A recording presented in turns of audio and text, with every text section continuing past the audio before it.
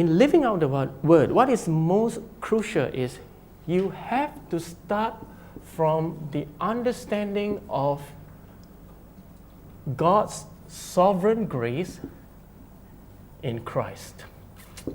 Now, the keyword, sovereign grace. I spoke a lot about this during the conference. Now listen up. What is sovereign grace?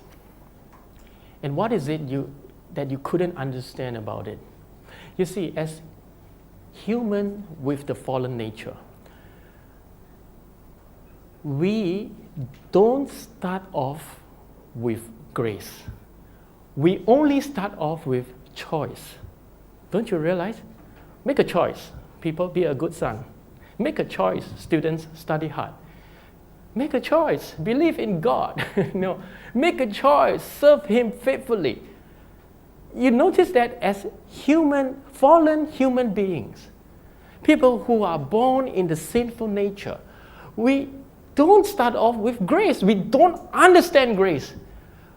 We may know this word literally, but in us, our nature, it's all about choice. As human beings, we believe our senses, our reasoning, our will is the ultimate determinant. It determines everything. Don't you realize? And day in, day out, we are making choices from the start of our life. We make choices to do this, to do that. If we encounter a good outcome, that's because I made a right choice. Right? If you encounter an undesirable outcome, because I made the wrong choice, or someone else made that wrong choice and resulted in this. So it's all choice. It's the exaltation of the human intelligence and the human will. Do you see that? No. That is so true and effectual in this physical world that we are living in. But let me tell you that, as with spiritual things, your choices, your will, the human will is simply non-effective. The human will is totally helpless, hopeless, totally. Your human will, your human intelligence will not bring you to the understanding of God. Your human will not be able to resist the temptation the devil put before you. Your human will cannot do any good works to please the Creator. You must know, as with spiritual things, it's like that. Yes, physical world, yes, we exercise our will every day. We do this, we do that. We seem to be doing wonderful things in our life with our human will, human motivation. But as with spiritual things, regeneration, sanctification, following God in our lives, the human will is nothing. You get what I'm trying to say? It is the sovereign grace of God that draws you to Him.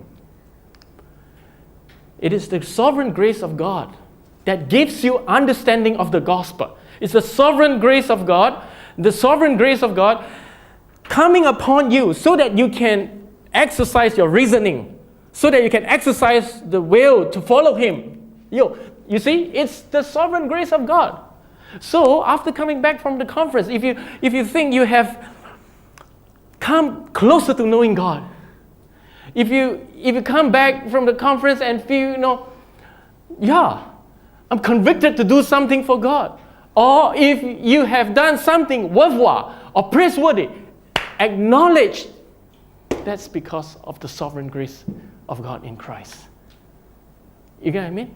It's He who enables you to understand, who enable you to be strengthened to do it. Now, we don't think like that in our lives.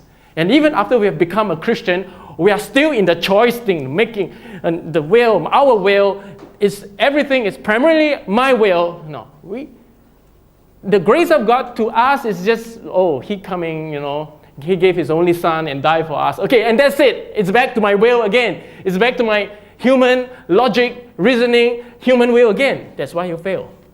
That's why you can only have a short burst. I want to do the will of God, but after that, you lose burst. You see, you got what I mean? No, it's always His grace, working infinitely, consistently in all of us. Even sometimes, we are falling asleep in our Christian life. By His grace, that trial came again. And then we're awakened to it, to Him again. You see? It's a sovereign grace, and it's the love of God.